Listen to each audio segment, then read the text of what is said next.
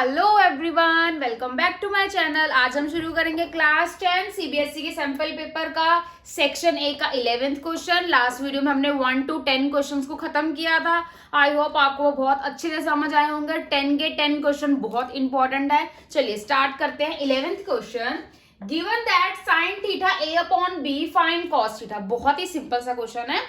Sign theta की value दी है, कॉस थीटा की निकालनी है। सबसे पहले आपको ये चीज देखनी है, साइन और थीटा के रिलेशन में हमारा जो फॉर्मूला होता है वो कौन सा होता है।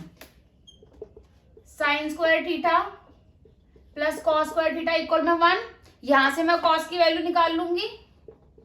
Cos square theta is equal to, ये प्लस है, यहां आके माइनस, स्क्वायर हटके यहां क्या लग जाएगा, अंडर रूट। साइन की वैल्यू हमारे पास क्वेश्चन में ऑलरेडी गिवन है, वो हम यहां पर पुट कर सकते हैं। क्या, ए बाय बी का whole square, 1 minus a square upon b square. LCM ले लेंगे, b square minus a square, ये वाला पूरे पे रूट है, ये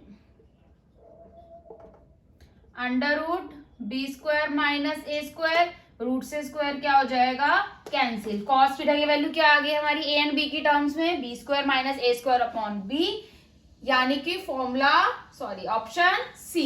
ऑप्शन सी क्या है हमारा, करेक्ट है, under root b square minus a square upon b. बहुत ही इजी क्वेश्चन था ये वाला। नेक्स्ट क्वेश्चन भी इजी है। चलिए नेक्स्ट क्वेश्चन स्टार्ट करते हैं। क्वेश्चन नंबर 12 स्टार्ट करते हैं। sec a plus tan a 1 minus sin a, इनको अगर हम सॉल्व करेंगे तो ये किसके इक्वल होगा, sec sin cosec cos। ठीक है, जब भी आपको कोई भी क्वेश्चन किसी भी टर्म में दिखता है, सबसे इजी मेथड होता है उस क्वेश्चन को सॉल्व करने का, आप उसको साइन और कॉस की टर्म में चेंज कर दिए। जैसे कॉस है, सॉरी सेक है, इसको मैं क्या लिख सकती हूँ, 1 अपॉन कॉस ए। tan है, tan को मैं क्या लिख सकती हूँ, sign A upon cos A. और यहाँ पर क्या है हमारा, 1 माइनस साइन ए। पूरा क्वेश्चन साइन और कॉस की टर्म में आ गया। साइन और कॉस की टर्म में क्वेश्चन को सॉल्व करना इजी रहता है। यहाँ पर कॉस कॉस डिनोमिनेटर सेम है, एलसीएम ले लेंगे। कॉस ए क्या आ जाएगा, ये 1 प्लस साइन ए, बाहर क्या है मेरा 1 माइनस साइन ए।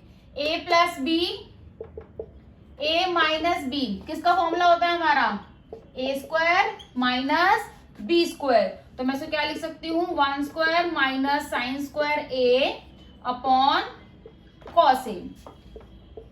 कॉस स्क्वायर ए प्लस साइन स्क्वायर ए किसके इक्वल होता है, 1 के। यहां से मैं कॉस स्क्वायर ए की वैल्यू निकाल लेती हूँ, 1 माइनस साइन स्क्वायर ए, यानी मेरा 1 माइनस साइन स्क्वायर ए किसके इक्वल है, कॉस स्क्वायर ए। तो यहाँ पर मैं 1 माइनस साइन स्क्वायर ए की जगह क्या लिख सकती हूँ, cos square A upon cos A.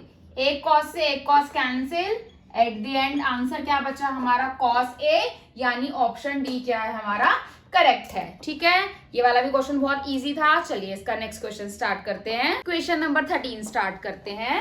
A pole 6 metre high cast a shadow 2√3 metre on the ground, then the sun's elevation is. एक पोल है, वैसे मैंने मान लिया ये एक पोल है जो कि 6 मीटर का है, और उससे ग्राउंड पर क्या बन रही है, एक शेडो बन रही है 2√3 मीटर की। ठीक है, और यहाँ पर हमारा सन है। सन से जो एलिवेशन बन रहा है वो बताना है हमें। एलिवेशन क्या होगा, एलिवेशन मतलब ये हमारा एंगल या थीटा, कुछ भी बोल लीजिए।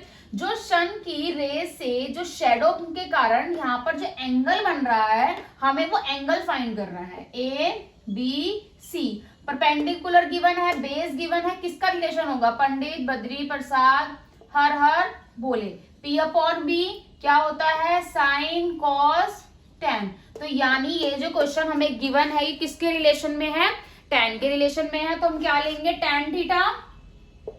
टेन थीटा क्या होगा मेरा, पी अपॉन बी, यानी A B upon B C. A B क्या है मेरा 6, बी सी क्या है मेरा 2√3, कैंसिल हो जाएगा 3 पे, 3 अपॉन √3 डिनोमिनेटर में है, रैशनलाइज कर लेंगे,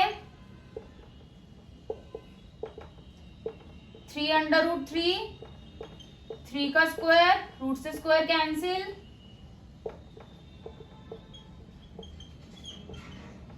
3 से 3 कैंसिल, tan थीटा क्या आ गया, √3।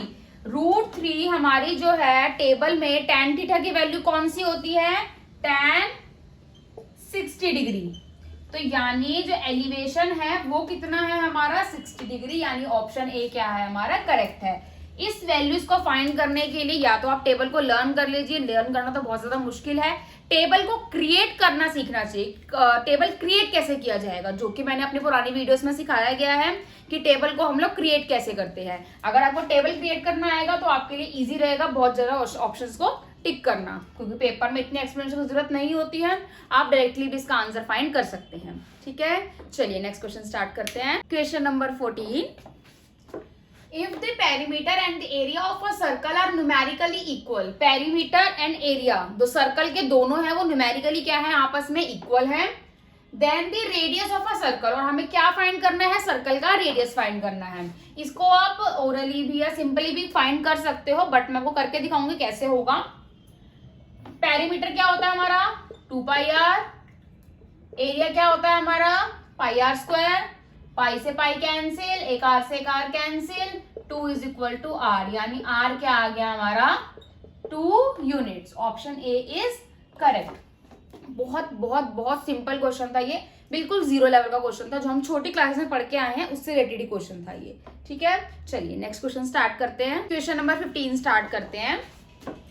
It is proposed to build a single circular park equal in area to the sum of two areas of a circular park of diameter 16 meter and 12 meter in a locality. The radius of a new park is, मतलब किसी locality में दो छोटे park हैं जिन दोनों को मर्ज कर कर एक बड़ा सर्कुलर पार्क बनाया गया है, और जो छोटे पार्क हैं दोनों का रेडियस हमें गिवन है कितना 16 एंड 12। उन दोनों को अगर हम ऐड करके या सम अप करके एक बड़ा पार्क बनाएंगे तो बड़े वाले पार्क का रेडियस क्या आएगा हमें वो फाइंड करना है। सबसे पहले मैं छोटे वाले पार्क का रेडियस का r1 रेडियस ले लेती हूँ, 16/2 हो जाएगा, डायमीटर 16 है तो रेडियस r1 8, r2 क्या हो जाएगा 12 है तो 6। जो नया पार्क आएगा उसका रेडियस मैं ले लेती हूँ कैपिटल R। अब उसने बोला है इन दोनों के सम के इक्वल जो है एक ये वाला बड़ा वाला पार्क है, तो हम क्या कर देते हैं πr², एरिया होता है r1 का स्क्वायर प्लस r2 का स्क्वायर, πr², दोनों में से पाई कॉमन निकल जाएगा, r1 का स्क्वायर प्लस r2 का स्क्वायर, पाई से पाई कैंसिल, r1 क्या है मेरा 8 का स्क्वायर, r2 क्या है मेरा 6 का स्क्वायर, 64, 6 का स्क्वायर 36, इन दोनों को ऐड करेंगे तो क्या आएगा 100, यहाँ स्क्वायर है रूट लग जाएगा, 100 किसका रूट होता है 10 का। तो यानी जो हमारा नया पार्क आएगा उसका जो रेडियस होगा वो कितना होगा 10 मीटर, यानी ऑप्शन ए क्या है इसका करेक्ट है। काफी इजी क्वेश्चन था ये वाला भी। चलिए इसका नेक्स्ट क्वेश्चन स्टार्ट करते हैं। क्वेश्चन नंबर 16 स्टार्ट करते हैं। There is a green square board of a side 2a units. Green square board है जिसकी साइड कितनी है 2a यूनिट, सर्कमस्क्राइबिंग है, इसके अंदर का रेड सर्कल है। Jaydev is asked to keep a dot on the above set board. Jaydev जो है एक लड़का है जो इस बोर्ड पे क्या करना चाहता है एक डॉट लगाना चाहता है। Find the probability that he keeps the, और हमें प्रोबेबिलिटी निकालनी है कि जो जयदेव ने डॉट लगाया है वो कौन से पोर्शन पर आएगा ग्रीन पोर्शन पर। जो सर्कल है वो रेड है, जिसपे मैंने लाइन लगाई है वो हमारा ग्रीन पोर्शन है। समझ आ जाए इसलिए मैंने इसको लाइन लगा दी है। ठीक है, बहुत ही अच्छा क्वेश्चन है, ये दो क्वेश्चन का कॉम्बिनेशन है बेसिकली ये। ठीक है, हमें सबसे पहले इसमें क्वेश्चन में निकालना क्या है प्रोबेबिलिटी। प्रोबेबिलिटी का फॉर्मूला क्या होता है हमारा, प्रोबेबिलिटी का हमारा फॉर्मूला क्या होता है favourable outcomes upon total number of outcomes. तो यानी हमें सबसे पहले यहाँ फेवरेबल भी चाहिए टोटल भी चाहिए। फेवरेबल क्या है हमारा जहां पर डॉट लगेगा, डॉट कहाँ लग सकता है या तो यहाँ पर या यहाँ पर या यहाँ पर या यहाँ पर। तो यानी हमें क्या चाहिए ग्रीन पोर्शन चाहिए जो हमारा क्या होगा फेवरेबल आउटकम। फेवरेबल आउटकम कैसे निकलेगा, अगर मैं स्क्वायर के एरिया में से सर्कल का एरिया माइनस कर दूं तो मेरा ये आ जाएंगे। तो हमारे सर्कल की साइड्स क्या है, सॉरी स्क्वायर की 2a। ठीक है, ये हमारा सेंटर है, रेडियस क्या हो जाएगा हमारा साइड का हाफ, जो कि ए होता है। चलिए स्टार्ट करते हैं अब। एरिया ऑफ अ स्क्वायर, एक स्क्वायर होता है तो यानी 2a स्क्वायर, जो कि क्या हो जाएगा मेरा 4a square. Area of a circle, pi R square, pi R क्या है हमारा ए स्क्वायर, ठीक है। इन दोनों को माइनस करने में हमारा क्या आ रहा है, favourable outcomes, 4a square minus pi a square. दोनों में से क्या कॉमन ले लूंगी मैं, ए स्क्वायर, अंदर क्या बचेगा 4 माइनस पाई। टोटल आउटकम्स क्या है इसके अंदर, हमारे पूरा का पूरा जो स्क्वायर है वो हमारा टोटल आउटकम है। तो एरिया ऑफ अ स्क्वायर क्या हो जाएगा, टोटल आउटकम हमारे। तो प्रोबेबिलिटी क्या होगी हमारी शेडेड पोर्शन की, favourable outcome a square 4 minus pi and total outcome जो कि है 4a स्क्वायर। ए स्क्वायर से a square cancel, 4 minus pi upon 4 क्या होगी हमारी प्रोबेबिलिटी, यानी ऑप्शन बी क्या है हमारा करेक्ट है। ठीक है, बहुत ही प्यारा क्वेश्चन था ये वाला।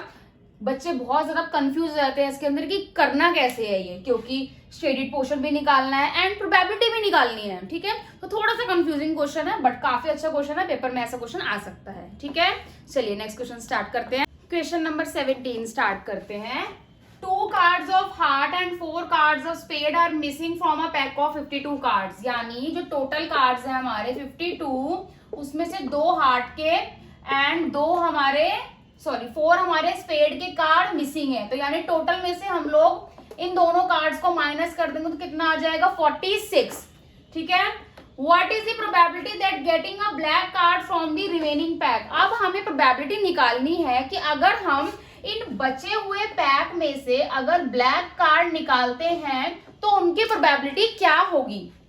टोटल आउटकम सब हमारे कितने बचे हैं 46। ठीक है, तो हमारे पास 52 कार्ड में से 26 ब्लैक होते हैं, 26 रेड होते हैं। ठीक है, अब हमें ब्लैक में से प्रोबेबिलिटी निकालनी है।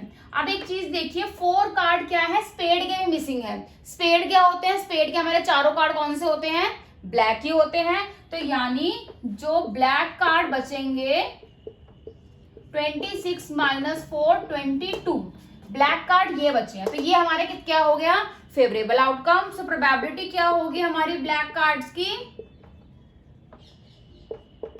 22, टोटल आउटकम्स कितने हैं 46। 22 अपॉन 46 ही दे रखा है यहाँ पर, इसको कैंसिल नहीं कर रखा है। जो ऑप्शन है उसको उसी अकॉर्डिंग टिक कर दीजिए। बहुत इजी क्वेश्चन था ये वाला भी। चलिए इसका नेक्स्ट क्वेश्चन स्टार्ट करते हैं। क्वेश्चन नंबर 18 स्टार्ट करते हैं। Find the upper limit of the model class from the given distribution. आपको ये डिस्ट्रीब्यूशन गिवन है, आपको क्या करना है, इसमें से जो अपर लिमिट है इस मॉडल की वो क्या है हमें फाइंड करनी है। जब भी बिलो एंड मोर देन वाला केस होता है उसमें क्या आता है, ये जो होता है ये हमें फ्रीक्वेंसी गिवन नहीं होती, ये हमें क्यूमुलेटिव फ्रीक्वेंसी यानी हमारा CF गिवन होता है। हमें पहले फ्रीक्वेंसी फाइंड करनी पड़ती है, देन हम लोग अपर लिमिट को फाइंड करते हैं। अगर तो आप इस अकॉर्डिंग देखोगे तो हमारी जो क्यूमुलेटिव फ्रीक्वेंसी हाईएस्ट ये है, तो हमारा जो मॉडल क्लास होगा वो 155 आ जाएगा। और ऑप्शन में भी दे रखा है, अक्सर बच्चे कि 1 मार्क का क्वेश्चन है तो थोड़ी करना होगा, तो वो ऐसे ही करके 155 टिक कर देते हैं, बट ये चीज गलत है। आपको सबसे पहले क्या करना है, क्लास इंटरवल निकालना है।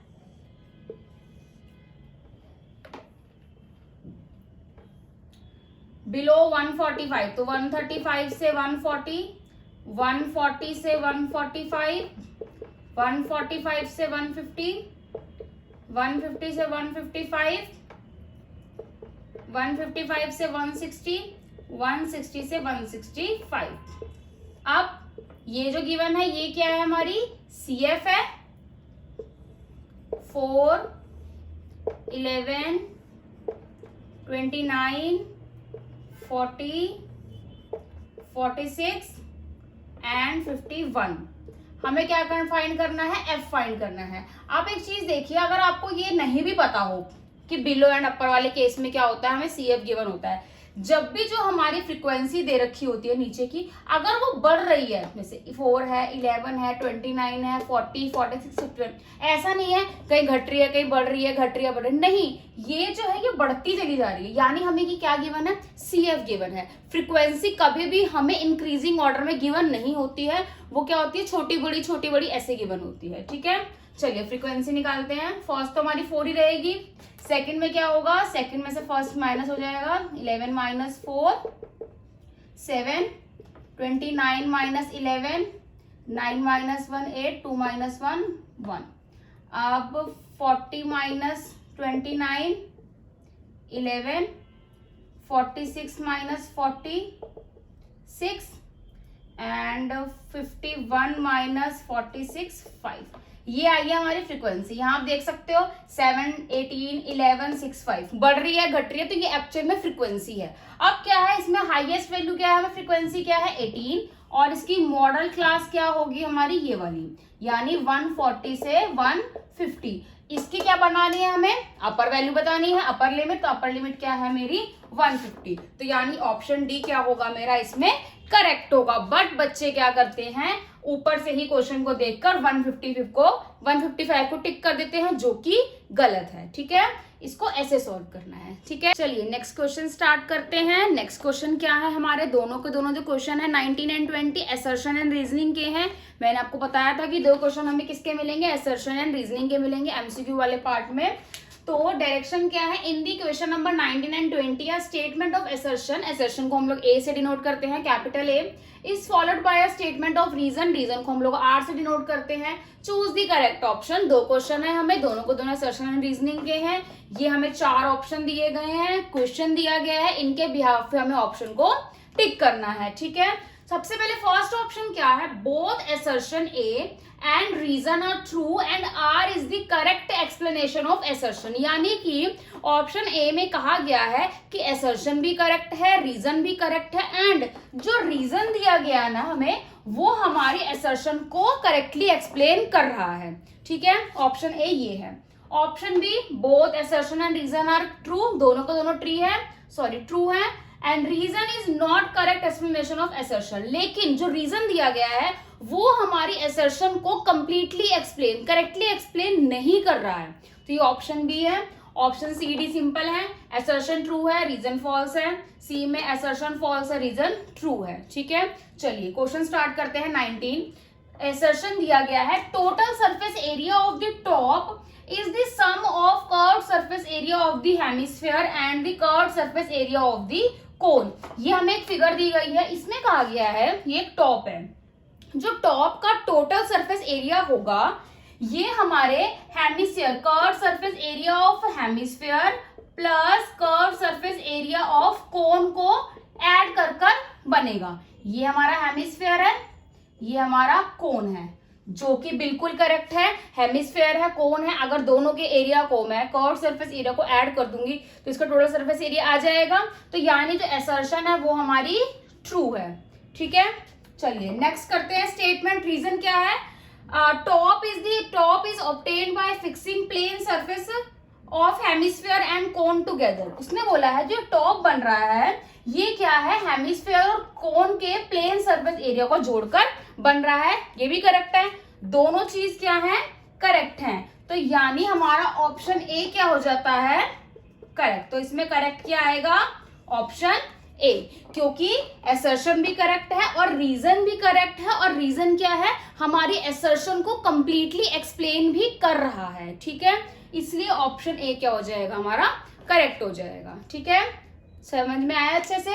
चलिए नेक्स्ट क्वेश्चन स्टार्ट करते हैं। नेक्स्ट भी हमारा असर्शन एंड रीजनिंग का ही है। नंबर 20 स्टार्ट करते हैं। स्टेटमेंट क्या दिया है, -5 -5/2 0 5/2 इज इन अर्थमेटिक प्रोग्रेशन। ये आपको एक सीरीज दिख रही है, हमारी सीरीज नेगेटिव पॉजिटिव कैसी भी हो सकती है, तो यानी हम ये कह सकते हैं ये हमारी एपी सीरीज है। ये आपको दिख भी रही है, ये हमारी first term, second term, third term, fourth term, ऐसे हमारी आगे बढ़ती जाएंगी। तो ये क्या हमारी एपी सीरीज है, जो कि बिल्कुल करेक्ट है, क्योंकि हमारी AP series negative and positive दोनों ही हो सकती हैं। रीजन क्या है, the terms of an arithmetic progression can not have both positive and negative rational number. Reason में क्या कहा गया है, जो हमारी एपी सीरीज होती है वो हमारी दोनों पॉजिटिव नेगेटिव रैशनल नंबर नहीं हो सकती हैं। एक्चुअल में क्या होता है, जो हमारी एन होते हैं, नंबर ऑफ टर्म्स होती हैं, वो हमारी नेगेटिव और हमारे फ्रैक्शन में नहीं हो सकती हैं, वो हमारी ऑलवेज पॉजिटिव रहती हैं। बट जो हमारी सीरीज बनती है ना, वो हमारी नेगेटिव पॉजिटिव रैशनल नंबर कैसे भी आ सकती है। तो इस हिसाब से हमारा जो रीजन हो जाता है वो हो जाता है फॉल्स। तो खाली असर्शन ट्रू है, यानी ऑप्शन सी। तो करेक्ट कौन सा है इसमें, यहां लिख देती हूं मैं, ऑप्शन सी इज करेक्ट। ठीक है, सीरीज हमारी नेगेटिव पॉजिटिव हो सकती है, एन हमारा नेगेटिव पॉजिटिव नहीं हो सकता है। इस हिसाब से ये यहां हो जाता है गलत। इसी के साथ हमने सेक्शन अपना पूरा कंप्लीट कर लिया है। 20 के 20 क्वेश्चन मैंने आपको दोनों वीडियोस में खत्म करवा दिए हैं। आई होप आपको बहुत अच्छे से समझ आए होंगे। आज की वीडियो में यही खत्म करते हैं। अगर आपको मेरी वीडियो पसंद आई हो तो मेरी वीडियो को लाइक शेयर एंड कमेंट करना ना भूलें, और मेरे आने वाली वीडियोस के लिए मेरे चैनल को सब्सक्राइब जरूर करें एंड बेल आइकन जरूर दबाएं, ताकि मेरी वीडियो की सबसे पहली नोटिफिकेशन आपको आए। थैंक यू, मिलते हैं नेक्स्ट वीडियो में इसी सैंपल पेपर के नेक्स्ट सेक्शन के साथ। Thank you.